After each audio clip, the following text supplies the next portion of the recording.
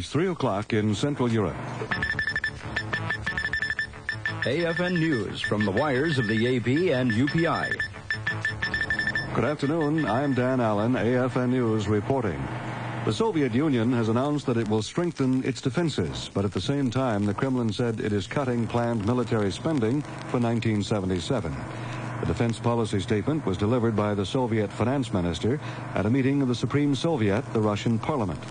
The minister said the Soviets favor a curbing of the arms race, but he added that the Kremlin, in his words, cannot ignore the machinations of the aggressive forces of imperialism and is compelled to strengthen defenses.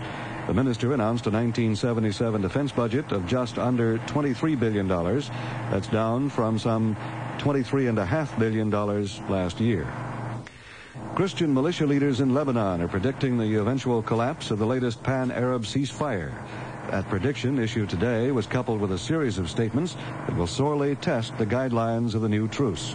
The Christians said they will not allow a pan-Arab peacekeeping force to police Christian-held areas in Lebanon, and they vowed to drive the Palestinians out of southern Lebanon in defiance of an earlier agreement that would let the guerrillas use the area to mount attacks on Israel. Yesterday in Cairo, Arab League ministers added their endorsement to a Lebanese ceasefire agreement forged by 6 key Arab leaders at a summit in Saudi Arabia. But the Arab League meeting failed in efforts to set up a peace force to guarantee the Lebanese truce. Authorities say 7 persons have been killed and more have been injured in a train crash in southern Holland. Dutch railway officials say a commuter train slammed into the rear of a freight train stopped near the town of Goes. Officials say the accident was triggered by an equipment failure, which allowed the passenger train to cross onto the track where the freight train was stopped. President Ford has targeted inflation as what he calls the deadliest enemy of those living on a fixed income. In a campaign broadcast released today, Mr. Ford focuses on the plight of senior citizens attempting to cope with inflation.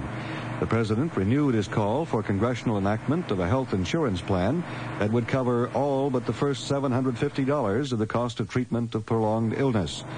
As Mr. Ford put it, there is no reason older Americans should have to go broke just to stay well.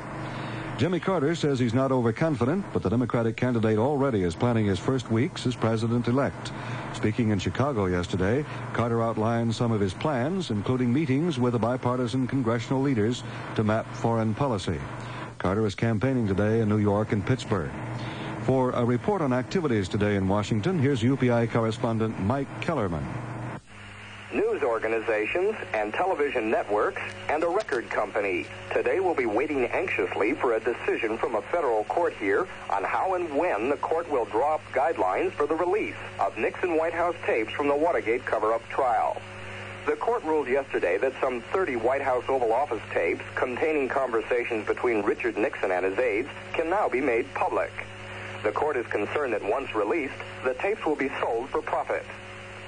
With Election Day only 1 week away and the race between Ford and Carter apparently close, voters and candidates will be watching public opinion polls with careful attention to see which way the wind is blowing.